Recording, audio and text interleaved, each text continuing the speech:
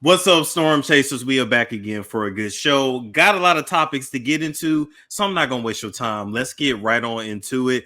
It's still a little weird for me to be doing this without y'all like in the chat that I can just like directly, look at and interact with. But nonetheless, let's get into it. So first thing first, people, former NBA player Joe Smith and his wife, his wife apparently.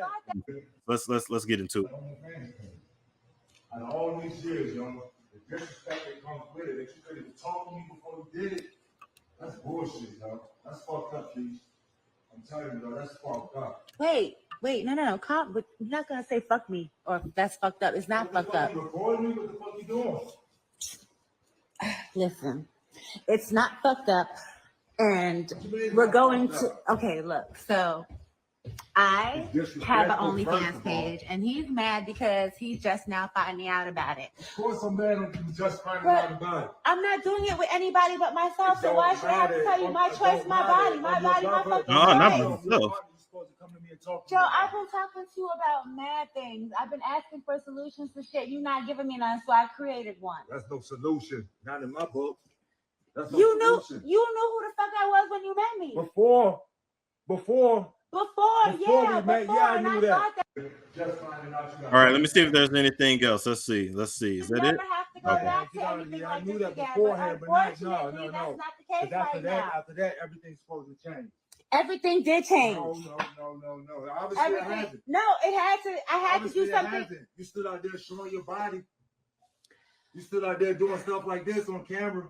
You act like that's the only thing that I do. I have mad jobs, but they're not facilitating everything that needs to be done. So I got something extra. OnlyFans be breaking me off. What the fuck? Come on, Keith, with that. It don't matter what they breaking you off. It's the disrespect that comes with it. What disrespect? You couldn't come and talk to me about it. Okay, well, we're talking about it now. Because I had to find out on the fly. All right, then. But now, okay. No, so, wait. I had to find out on the fly. So now you know. Yeah, now I know. All right, so this was sent to me earlier today, and the Storm Chasers were like, "Storm, please talk about this. What do you think about this?" Listen, I don't even know who a Joe Smith is, but at the end of the day, I listened to what she said, and the wife said, "Look, you know who I was when you met me." Well, first, let me double back and say this: I am so sick and tired of y'all in these damn skits online. A lot of this shit. Y'all make up these fake ass scenarios just so y'all can go viral. I don't know why, but I low-key feel like that this was just promo for her OnlyFans, but we're going to pretend that this is a real situation. And he was really surprised and really shocked that his wife was busting it wide open on the OnlyFans. Apparently the money dried up. It's giving the money ain't coming in like it used to. It's giving you not providing the life that she is used to in the extras that she is used to. And so one thing that a person gonna do, they're gonna always revert back to what they know. A drug dealer gonna go back to the streets, and a hoe gonna go back to the scroll. It is what it is. I looked her up. I'm not giving y'all her prime name, but she was literally a star back in the day. Oh my God. I looked at some of her stuff, for research purposes only, and I seen Mr. Marcus and another dude do a DP on her. All right, and I knew this was 90s stuff because it had that whack ass soundtrack in the background, and then she still had a bush. In the 90s prime, everybody still had a bush. It was lightly trimmed, and I don't know when the turning point was for everybody to be completely bald, and now everybody's a bald eagle. When you go want to look at a little piece of a Brazzers or XNXX or Prime Hub or X videos or Twitter. But anyway, so I seen her do her thing with Mr. Marcus, and and she still had her bush and she looked good. And so at the end of the day, a hoe gonna hoe, a drug dealer gonna drug deal, and a thief is gonna steal. And so when times get hard, you revert back to what you know.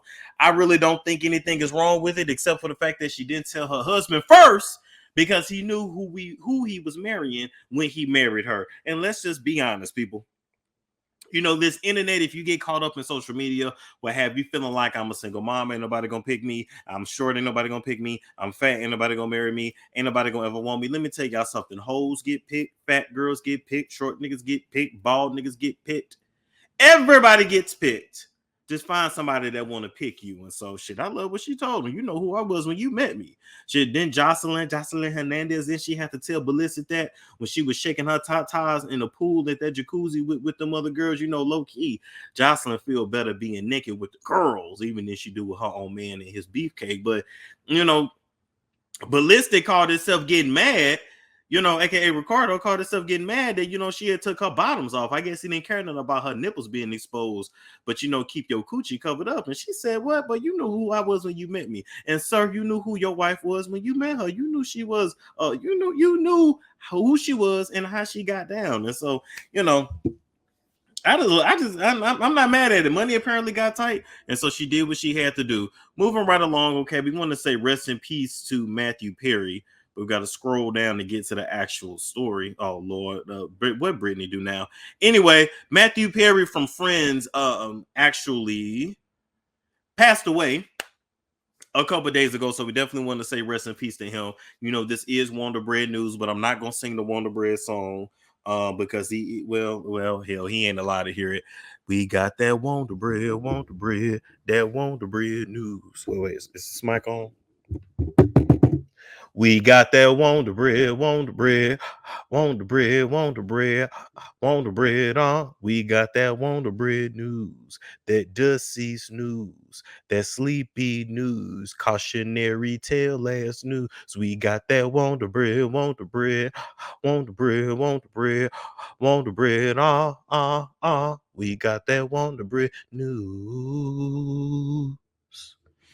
And bitch, I held that note. So anyway, Matthew Perry died. It's looking like that he had some kind of like cardiac arrest while he was in the hot tub at his house, because the maid actually found him like in the hot tub after an apparent drowning. All right. What's interesting is that TMZ is reporting that right before he passed away, he actually planned on starting a foundation for people with substance abuse. Okay. So as you may or may not know, he suffered with alcohol abuse as well as pill abuse for a very long time. If you actually look back at the show Friends, because I did, I was one of those black people that watched Friends. I know it's based off Living Single, but I love me some Living Single. I love Friends. I love One-on-One. I love All of Us. I love what's the one show? Do this journey of discovery. Is it no? All of Us was with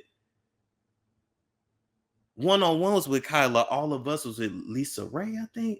What's the one? Through this journey of discovery, finding you and finding me. Half and half. There we go. It came back to me in real time. Whatever happened to the people off Half and Half, by the way? So can somebody do a where are they now? Whatever happened to the curly-headed one? The curly-headed one with the crooked teeth. I always liked it, the curly-headed one with the crooked teeth. Ain't it somehow back in the day the curly-headed one was considered fat, and she wasn't ever fat? Dee Dee was just very, very skinny. But we know where Essence is now. She around doing podcasts with her big ass head and her big ass eyes. She pretty though, but she do got a big ass head. But the point is, whatever happened to that curly headed lady? Somebody find that curly headed lady and send me her number. Anyway, moving right along from that. This ain't about that. I was a black person that loved Friends, okay? And I did not like it when they brought on Gabrielle Union and brought on Aisha Tyler just to have a black character. Y'all already stole the show from black folks. You wanted it white, so keep it white. But anyway, so you may or may not know, but if you look through the seasons of Friends, you see Matthew's weight in his appearance drastically changed. And this one season he had an opiate addiction, the next season he had an alcohol addiction, and he would go back and forth. And it is what it is. Now let's actually go to his Instagram. I thought this was interesting that this was his last post. It says, "Oh, some warm water swirling around makes you feel good. I'm Batman." Now he always compared himself to Batman. I'm not really sure why or what the exact reference was, but when you actually zoom in this photo, if you look in the sky, you can actually kind of see a face in the clouds. It's really weird and really creepy. I know a lot of people are wondering if it's something of the Jacuma Tati, this, that, and the third. All I can really say is it definitely feels like something spiritual. I would have to dig deeper to really give a fair assessment, but I just find it always interesting that these people kind of foreshadow their deaths. You look at the post before that, It says, do you understand what I'm trying to tell you? I'm Matt Man. And it's like, what were you trying to tell us? It seems kind of creepy and kind of weird, you know, showing the moon. I don't know. I don't get it. I'm a dig deep, but I don't get it right now. Another Batman reference right here.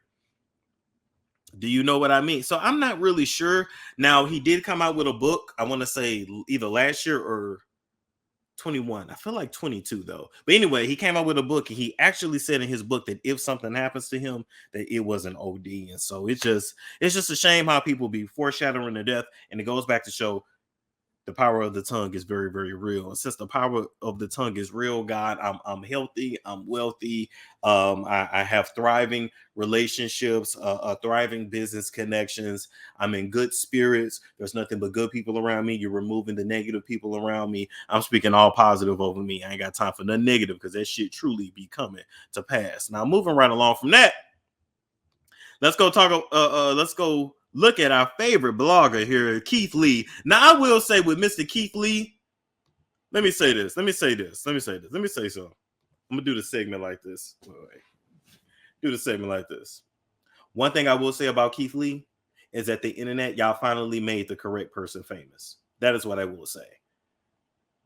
You know, lately y'all been making a lot of slow people famous. I know y'all been definitely looking out for the disabled, the sick, and the helpless, you know, aka Blueface, aka Krishan, aka Jaden, aka all the baddies, aka all of Zeus Network, aka most of these reality stars that are sick with mental illnesses. Y'all really been looking out for the mentally ill, the slow, the confused, the crazy as hell. But I'm glad that now, even if KeithLee got a touch of he ain't got a touch of Downs, but they say he got a touch of autism. I don't think he got a touch of autism. Y'all always trying to put autism on somebody. Whether y'all know it or not, here the Kiwi camp said when I came around, they thought I had a little bit of autism and a touch of Asperger's disease. And I'm like, what the hell? I didn't know I ate Asperger's. And you know, even my mama said when I was a kid, she might have thought I had a little touch of autism. And I said, oh, like Kanye. And my mama said, oh shit, but you ain't no genius like Kanye though. Anyway, with that being said, let's get into our favorite person with social anxiety that will beat the dog shit out you about his wife and his children's, KeithLee. Y'all finally made the correct person famous. To us and said they've been trying to reach us since we got to Atlanta. He said he'd been constantly emailing me and constantly DMing me for me to come to OLG. Went to OLG. I got it. Let's try it and rate it 1 through 10. As you can see, I don't have any bags in my hands. Me and my family showed up and we attempted to order before we got here. We called the number they had connected on Yelp 3 times, no answer. We tried to order through DoorDash and it said it was temporarily closed. So when we pulled up, I sent my family in to order for us. They said on the weekends, due to being busy, they don't do any takeout at all. They do to-go orders? No, we don't do to-go on the weekend. Oh, okay, so send and dining. Yes. Okay, thank you, sweetie. We appreciate it. Which is completely understandable. So what we decided to do is my family's gonna go eat. They're just gonna come bring the food out while I'm sitting in the car, so they have no idea I'm here. My family asked how long the wait was to be seated. They said an hour to an hour and a half. Yes. Okay. She also said they didn't have any reservations available, so they didn't take down any number, any contact information, nothing. My family then came and relayed that message to me, and I decided to go in myself. We walked in and we were greeted by a nice young lady. And then I met some amazing people who were eating there, and we took some pictures. God is amazing. As soon as me and my wife were done taking pictures, the lady said the table was ready. As always, I don't want any special treatment. I want to be treated like everybody else. I pay for my food like everybody else. I'm a normal person. I'm a normal customer. Things like this is exactly why I do reviews the way I do. Just because I have a certain amount of followers on social media don't make me different from nobody. My mom, my mom-in-law, my sister, they all paying customers just like me. So I want them to be treated just like me. So I asked how long the wait time has been today. She said an hour to an hour and a half. So which I then asked, how were you able to sit me in 5 minutes? This is her response. How long are we looking for as far as I'm getting your table set up right now. It'll be about 5 minutes. But wait a minute, when it was just his mama and his old girl, his old lady, that went in, y'all ain't had no seat for him. Now y'all know I did the interview with Kandi, and y'all know I had my own experience with one of Kandi, Lanice, Tucker restaurants. You know, y'all know I went to Blaze. Y'all know I never even uploaded my review. She claimed that this was old management, but y'all know I never even uploaded my review because I went in so bad. I said, this ain't even fair to do to no black business. I'm not even gonna be that negative, and I left it alone. This was probably 2021. Now since then we have had an interview, all right, and we were supposed to link up again. I reached out to her management a couple times, and they never made it happen. So as far as I'm concerned, I never had a chance to actually, go to Blaze while I was in Atlanta and really see the improvements. Next time I'm in town, I might go check it out. And I ain't gonna tell nobody that I'm coming. I'm just gonna pop up and then I'm gonna give a review for sure. But I told y'all the drinks was on point. All right. I can't even say the service was necessarily bad. But when I told y'all with Blaze, when I went, the food was absolutely trash. It was cold. It was unseasoned. I damn near ate raw shit. Okay, so I'm just saying. And the only thing that kind of saved me is that one of the cooks recognized me and he watched the show. So then they started just bringing out a whole bunch of food and they gave me a bunch of free food, but none of the food tasted like anything. Like I don't know who she was hiring at the time. I had heard she was hiring ninjas straight out the pen because she didn't really have to pay them all that much, but hopefully things have gotten better. All right. Never went to OLG. I went to Blaze. I heard a lot of bad things about OLG, and low key, these restaurants are really only surviving because of the tourism. If you really, really think about it, people that's from Atlanta really don't go there. People that's coming into town or bringing their family into town. First thing they say is, "Oh, I want to go to Candy Bird's restaurant. I want to go to Kirk and Rashida's restaurant. I want to go to Yandy's restaurant." I ain't never been to Yandy's. I did go to Kirk and Rashida's. Their food was good. The drinks was good. The portions are just really small, and the furniture was cheap. I did go to Nene.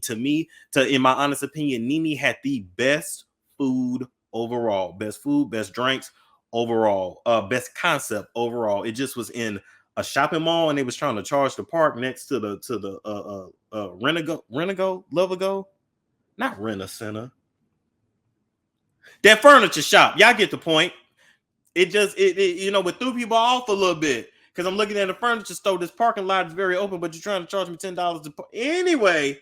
But Nene's place was the absolute best. The only thing with Nene's place, she had to turn down that radio, she had to turn down that stereo just a little bit. And I told y'all that. But when I say Nene's place out of all these celebrity restaurants in Atlanta, it's the only place. And they say Lil Baby restaurant wasn't shit either.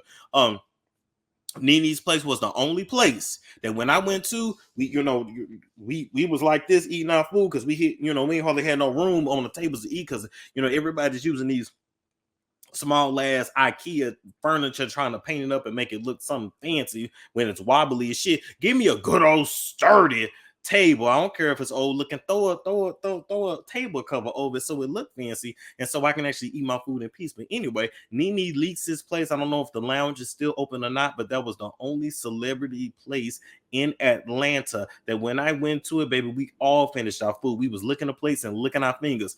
Ninjas was actually quiet while they were eating. Now the wait for the drinks was too long, but other than that, it was on point. But as far as candy spots ain't never been like that. Y'all been dragging Kandi all up and down TikTok, all up and down Instagram, and I'm gonna say this to y'all, and I'm gonna say this to her face. Kandi is definitely not lazy. To me, Kandi is an entrepreneur for sure, but Kandi got a big heart, and she gives and puts people in positions that they do not deserve.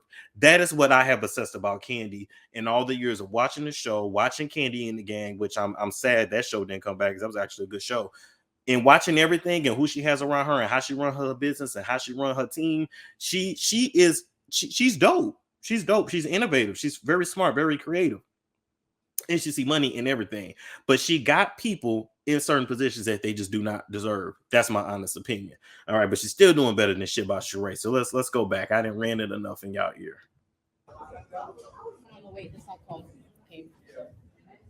Now it's whoever first come first serve. Again, my family just attempted to eat there less than 2 minutes ago. I then told her I changed my mind. We're gonna go eat somewhere else, and I said, "God bless you," and I walked out. On second thought, it's okay.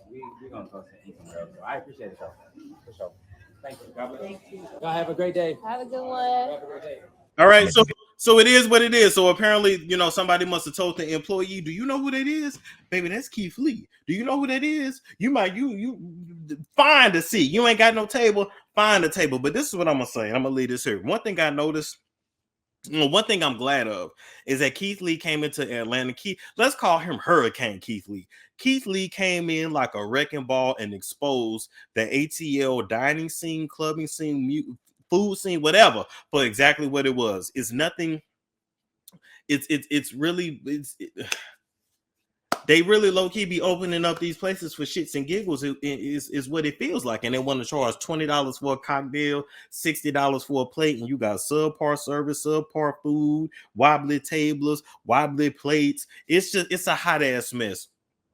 Atlanta to me always felt like that cousin They tried to be classy, but was just never classy. I think Atlanta, as a whole, the culture itself in Atlanta, the city of Atlanta would do so much better if they just continue to expand the city and be Atlanta.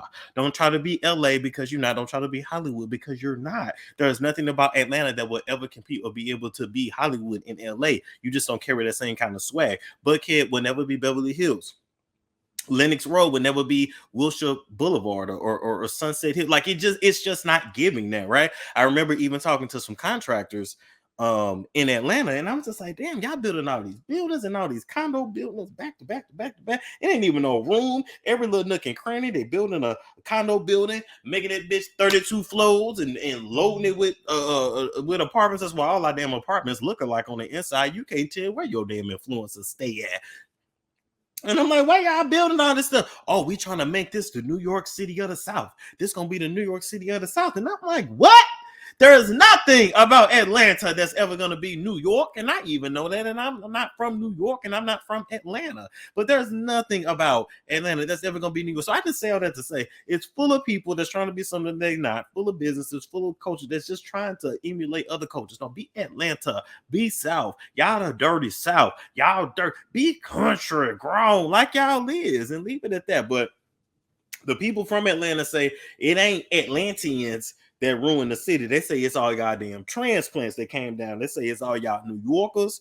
All right, but New Yorkers come to Atlanta and run circles around all y'all because they actually want to do business. And let's talk about that too. That was the most frustrating thing about living in Atlanta that I just could not get over. It was like everybody there had a business because the jobs there really don't pay ish. So I'm like, okay, damn, the only way to really make it in this city is to be some kind of entrepreneur, sell coochie or sell drugs. When you got down to it, pretty much everybody was selling coochie in one way or another because there was just no way to afford $2, $3, and $4, $5, and $9,000 rent a month when the average job paid like $12 an hour, baby. There was just no way you was doing it. So anyway, that's one thing I noticed when it comes to business in other cities. You call, boom, they show up. If I need if I need an electrician, boom, they're there. They answer the phone.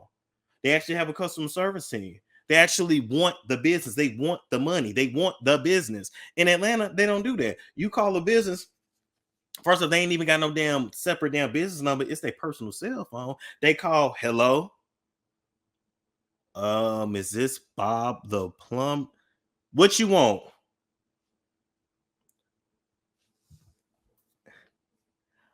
I need a plumber. How you get my number? Bitch, doesn't matter. Do you want the business or not? And it was just like 3.5 years, maybe 4. How long was I there?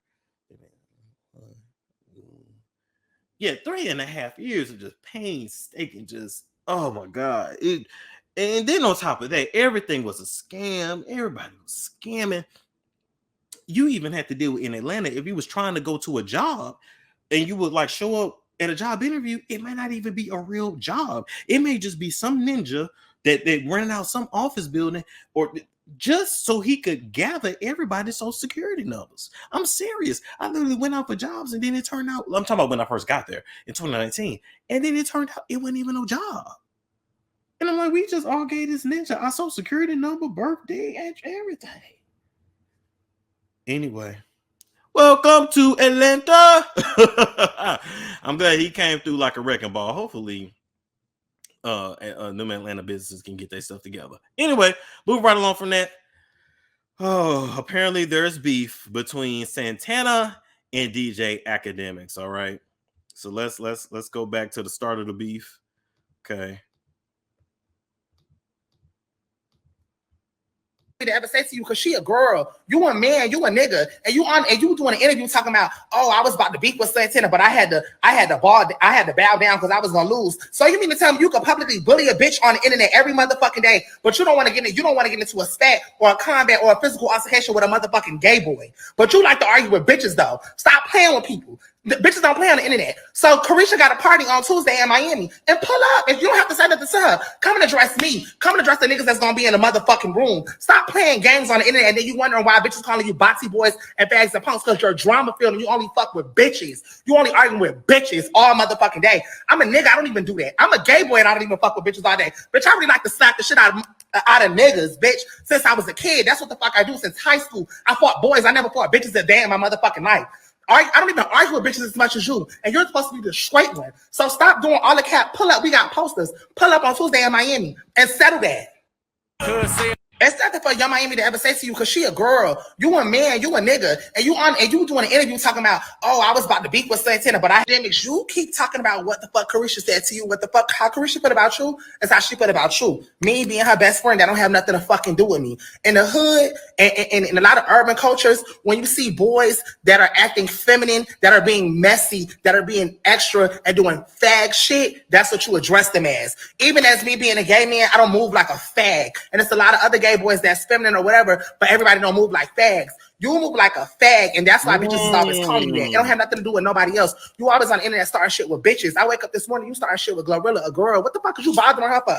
What the fuck is you doing interviews? Keep talking about Young Miami for? You think nobody gonna press you up? And that's the motherfucking problem. We was hoping to see you at the Roots picnic, but apparently it was the wrong day. Nobody don't ever know where you at, but we all have public flyers and posters on our motherfucking page. So Tuesday, Young Miami has a party in Miami. She having a Halloween party. Pull up on us.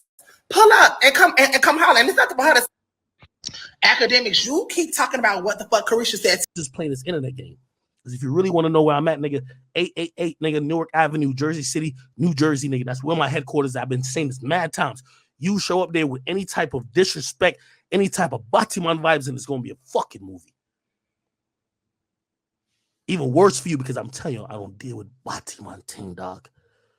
You as a person, you as an entity. DJ Akademiks is actually Jamaican, but did he always have this accent? I feel like he did, or does it only come out when he's upset? I don't know. Y'all let me know. Did he always talk like this? Because I don't think he did. The way you exist, the person you are, the spirit you are, nigga.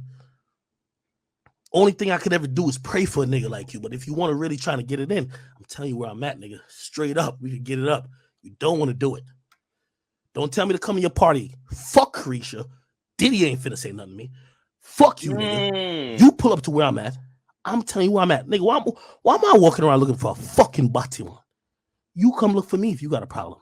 Just play this internet game. Because if you really want to know where I'm at, nigga, 888, nigga, Newark Avenue, Jersey City, New Jersey, nigga. That's where my headquarters. I've been saying this mad times. You show up there with any type of disrespect, any type of Batiman vibes, and it's going to be a fucking movie. Oh, my God. Even worse for you because I'm telling you, I don't deal with Batiman team, dog. You as a person, you as an entity, the way you exist, the person you are, the spirit you are, nigga. Only thing I could ever do is pray for a nigga like you. But if you want to really try to get it in, I'm telling you where I'm at, nigga. Straight up, we can get it up. You don't want to do it. Don't tell me to come to your party. Fuck Carisha. Diddy ain't finna say nothing to me. Fuck you, nigga. I want to say, because, you know, I'm telling you, I was born in Spanish Town Hospital in Jamaica, nigga. I grew up and I seen the worst things in my life. When I came over here, I had to be tolerant and a bati boys like motherfucking Saucy Santana. Nigga like that would never, I swear. If he was. Speaking of that, the homophobia, we're going to get back to you in a minute, Academics. The homophobia is real. When it comes to Jamaica, the homophobia is real. When I went out there for Jake's birthday, actually, we did, it's not a boat ride. Is it bamboo? The bamboo ride through the river where they do the limestone. I ain't let them rub me down. We passed on that. But I think Jake actually bought some of the actual limestone. You can actually buy some off them and take it home.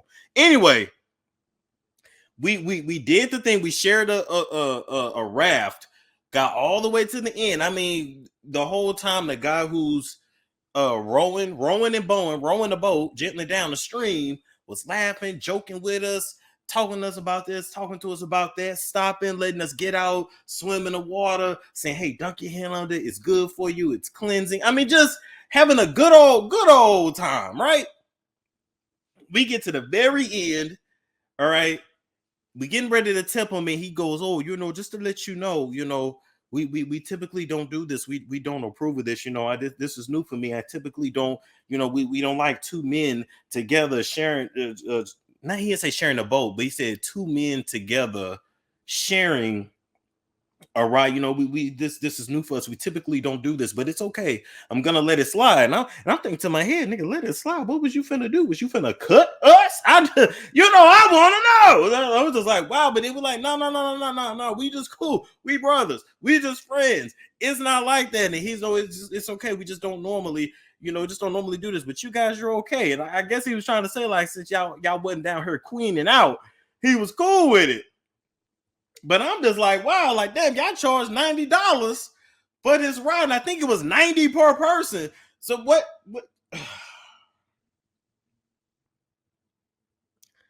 That Jamaica trip was a hell of a trip. Anyway, with that being said, the homophobia in Jamaica is real, but only if they carried a little bit of fat phobia. I think DJ Akademiks might be in better shape. But let's see. Maybe he been playing his Tybo tapes. Was in Jamaica, man. I swear he would never be able to speak like this to me without real repercussions. But of course, we in America, so everybody exists. So I gotta smile and I gotta laugh, and this is cool. But when you're talking about you looking for me, Bati boy, I mean, no, Bati one thing. So when you're looking for me, just make sure you realize you just playing this internet game. I want to say, because I'm telling you, I was born in Spanish Town Hospital in Jamaica, where I come from. Stop playing with me. You're a Bati boy. And when we see you, we just laugh at you. And nobody ever ducking you, and you will never do nothing to a nigga like me. I got my address up everywhere where my headquarters be. You could pull up, DM me right now. You could be there tomorrow.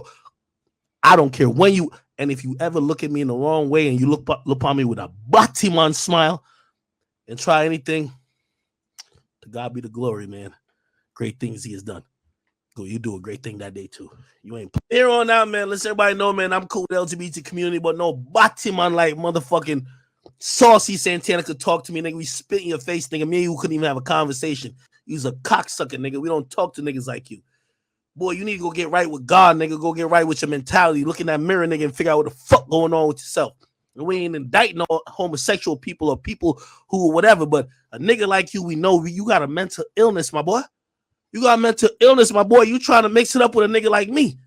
Nigga like me don't got nothing for you, gang. I don't know. Like, listen, I'm an ugly nigga. Bitches love me because I got the bread. I got the bag. I got the million. Yeah, you got to. I don't understand. Why the fuck a bitch ass nigga like you even trying to talk to me, nigga? Well, at least he know he ugly. I don't fuck niggas, man. It's a lot of these niggas go deal with that Dwight Howard nigga and them other niggas. I'm straight Jamaican, nigga. Before I do that, nigga, take me off this earth. I promise you. I'd rather be dead than be rocking with y'all niggas. That's how I was born. That's how I was raised. This, y'all. I'm just telling you. Here on out, man. Let's everybody know, man. I'm cool with LGBT. All right, so let's get to it. Let's have an honest discussion. First off, DJ Akademiks is somebody that's been in the game for a very long time. Okay, and DJ Akademiks, he gives the news, he gives his opinion. And he does it the way that he does it. Is he disrespectful at times? Absolutely. But I feel like for somebody that is quote unquote as disrespectful as DJ Akademiks is and has been, DJ Ak has always been DJ Ak. And so I'm just like, for everybody in the comment section to be, yeah, Santana gonna wash him. Listen, I don't doubt in my mind that Santana won't wash him. I'm not really all that convinced. Not that necessarily DJ Akademiks can't fight, but I'm not all that convinced that he has had any exercise in the last, 30 years of the 30 some years of his life. I think he like 34, something like that. Hold on, I'm finna see how old is DJ Akademiks, because y'all always saying I look so damn old. How old is DJ Akademiks? I don't think he that much older than me, but let's see. DJ Akademiks age. He 32, so he 2 years older than me. All right. He's 2 years older than me. So at the end of the day, like I said, there is no part of me that think that DJ Ak is going to beat Santana. And here's the thing too. I would never really want to fight a gay dude, especially a gay dude that can fight in heels and in nails, because they gonna mollywop it. It's one thing to get beat up. It's another thing to get beat up by a gay nigga. That's something that you won't ever be able to recover from. So you might just want to let it go. But let me say this too. I don't feel like Santana should have to be the one to even stand up for Carisha. At the end of the day, if all these men got a problem with DJ Akademiks, he should have been touched. Y'all mean to tell me this man stays in a house all the time? I'm just not buying it. I'm just not buying it. And there is a reason why DJ Akademiks feels so free to speak the way that he's speaking. He is protected. Okay. He got a lot of protection. Because even with DJ Akademiks saying, I ain't worried about Diddy and Diddy ain't gonna say nothing to me. Wow. Interesting. But anyway, Santana responded. So let's get into Santana's response and we'll be right back. Headquarters. Niggas is in the streets. Oh my God. I want to meet in the road. Yo, headquarters. Nigga, what the fuck is your headquarters for? That's the problem. See, I'm starting to think that maybe this is your aesthetic. You do the fake internet shit, and then you sit in a room full of motherfucking cameras and try to make a bitch crash out. You know, that's like, we from the hood. Oh yeah, that's like me telling the bitch, come in my house, because I can do whatever I want to. You don't have to, man, you can meet, we want to meet you outside. I want to meet you outside. This shit is hilarious. I don't want to pull up to no motherfucking headquarters, bitch. Corporate ass nigga. I don't want to pull up to no motherfucking headquarters. I want to meet you in the club. I want to meet you in the field. I want to meet you in the streets. I want to see you outside. Let's get active. Headquarters. And I don't want to keep even pressing that we ghetto and we from the hood, because we corporate too. Don't get it wrong. Bitches is cashing nice checks out this bitch. True, but we all know your motherfucking headquarters is giving 911. What's your emergency? Bitch, no. We're not doing that. We want to see you out the door, outside in the motherfucking field, bitch. Fuck is you chatting about? Fuck is you talking about, bitch? Body man, bitch ass nigga. Nobody not pulling up to no motherfucking headquarters. Think this bitch work for McDonald's or something. Stop motherfucking playing with me, bitch. We want to see you out the door. In the streets, in the field, in the streets, in the club. Yeah, somewhere let's get it on. Bitch, that's what the fuck we want to do. Bitch, and after I beat you, I'm gonna fuck you on your ass, because you a bitch ass nigga. That's what we do to you. I don't want to keep even pressing that we get on. We from. All right. Oh Lord. Okay. So here's my final thoughts. I'm gonna say this when it comes to DJ Akademiks, and this is just my honest opinion.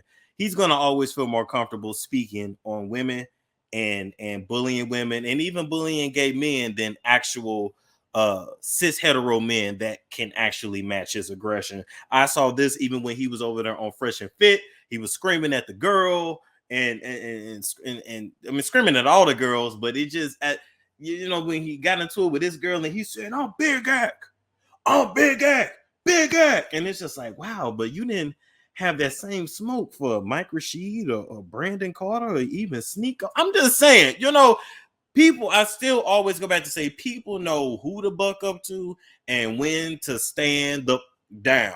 And there is no part of me that does not believe that Santana won't beat the dog shit out of him. I think that Big Act just doesn't want to be punked by a gay dude the same way he got punked by Vic Mensa. Remember, Vic Mensa, told him right to his face, I think you a bitch, over there on Everyday Struggle, where it truly was a struggle for DJ Akademiks over there. Now, I heard they was paying, about $17,000 a month. That's what I heard they got paid. But you ain't heard that from me. But when DJ Ack was over there, I felt like Joe was cussing them out, yelling at him. I feel like the guest was cussing them out, yelling at him. Erykah Badu came on and said he looked like Tom and Jerry. It was just like, oh, Lord. All the emotional abuse DJ Akademiks took to be over there. But that's what he spews out. But listen, the majority of these men, whether they straight gay or whatever, whether they, tough or whether they really ain't all that tough or they really ain't got hands like that, they all feel very much comfortable with criticizing women and yelling at women and demeaning women and being domineering towards women when it comes to their commentary or even when it comes to their interviews. When you look at their interviews, they damn near be yelling at women and talking to women in an authoritative tone as if they're like their husbands or their fathers. But when it's another man, when it's another male authority figure, which we ain't got that many, especially in the Black community. But, when the Dr. Umars, when the Mike Rashids, when the Mike Blesses, when the Brandon Carters, when the ones that are really match their energy sit down and they have a one-on-one, all of a sudden everybody knows how to speak. Everybody knows how to give commentary and be respectful. So You know, DJ Akademiks should have a right to say what he said, and all DJ Akademiks was trying to convey in his own disrespectful way is that, yeah, the City Girls is done. I'm gonna be honest. They don't act like they care about their own careers. It's very clear that there's a lot of tension there, and we all see it, and we're not surprised by it. And that just is what it is. I don't really see the City Girls doing much of anything else because they don't live the life of a City Girl. And it's hard to bump some that is fake. It is what it is. It's like your rappers talking about selling crack in the hood when they live in Beverly Hills. It just doesn't hit the same, and that's okay. You're supposed to grow and evolve as an artist, but there's so many people that's famous and making music now that's not an actual artist. They're not actual artists. They just IG personalities that, can hold the beat and carry the beat. And even nowadays, you ain't even got to follow the beat. The beat used to be the footprint. The beat, do, and you have to follow it. And you wrote around it. Used to be a producer would come with a beat and you would write around it. You would put the pen to the pad. But everybody is just not that, especially nowadays. So anyway, DJ Akademiks should be able to express his opinion freely. But when you get disrespectful, people do have a right to match your disrespect. And it's very it's easy to talk your ish when you in your house and it's just you and the camera.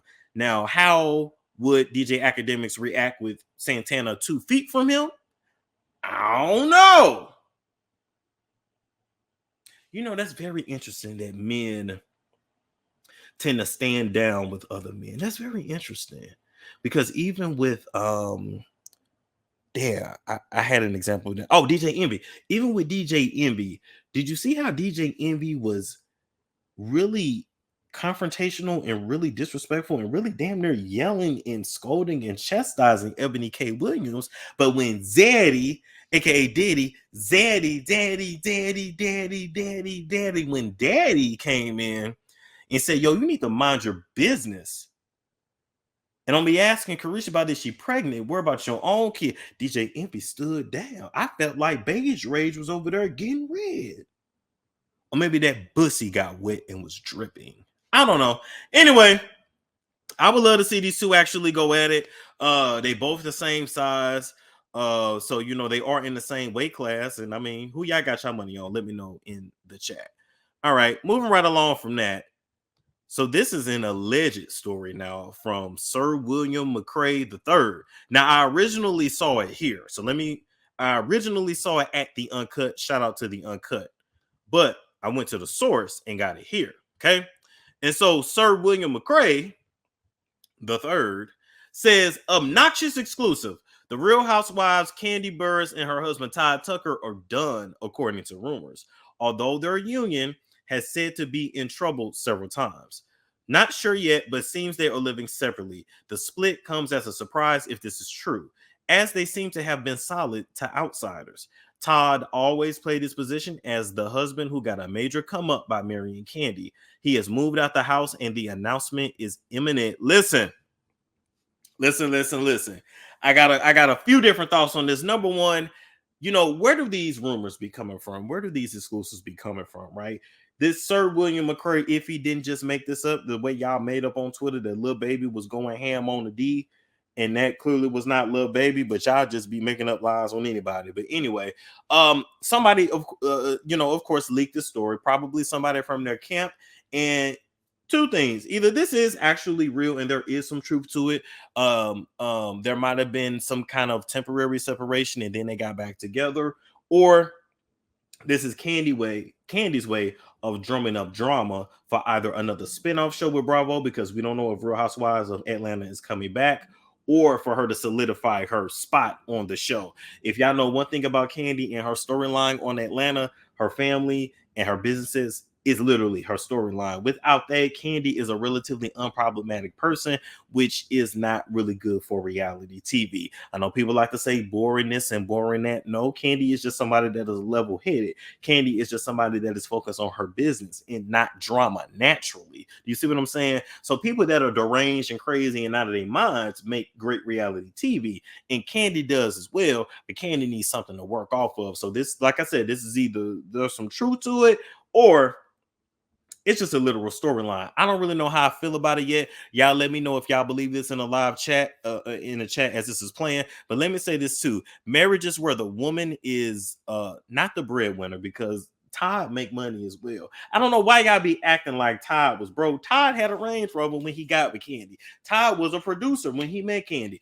Todd had his own money, just not as much money as her, but he definitely had his own. She did technically marry down in economics, but we can't act like Todd has not gotten in and truly tried to expand as a businessman himself. I didn't never really take Todd as the man to just marry Kandi and then just go lay up in the bed all day while she out earning the money. It ain't like that. She working, she stays busy, and he stays busy as well. She's just the one in the spotlight. But marriages where the woman is in the spotlight and the man is not, where everything is really more about the woman and not him, where I'm gonna keep it real, where Kandi still, is still Kandi Burris and not Kandi Burris - Tucker.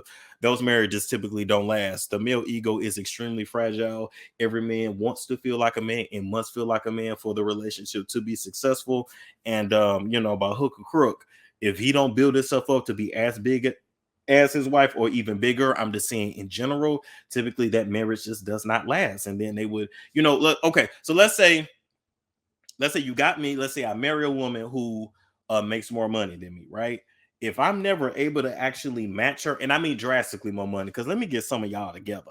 All this, I make 80,000 and he makes 60. That ain't all that much of a damn difference. Once you get through with taxes, both y'all still basically just barely above the poverty line. But even worse than that, because you're gonna pay the most taxes because you don't qualify for no damn government benefits. Okay, especially if you got kids. So you make 80, he makes 70. Then I'm not talking about that. I'm talking about you make 250 and he makes 60. That's drag. That's you understand what I'm saying? A lot of y'all be needing to be getting got together. If you make $21 an hour and he make 18, since you're not dating beneath you, y'all practically the same. Somebody gotta say it. Because a lot of y'all get on social media and cap. Everybody makes it bigger. Everybody got an empire. Everybody got a legacy. Everybody, no, bitch or ninja, you're regular. The majority of y'all are regular. The majority of y'all would never see 6 figures a year. And that is okay. Because quiet as is kept, the ones that you see online, your favorite influencers, is most likely killing themselves to make 6 figures or living paycheck to paycheck to keep up a certain lifestyle. Now that's real. Anyway, I don't know if I quite believe this yet. I just don't know. They have been married more than 10 years. They do have a couple kids together. No, wait, 3. Wait, how many kids they got?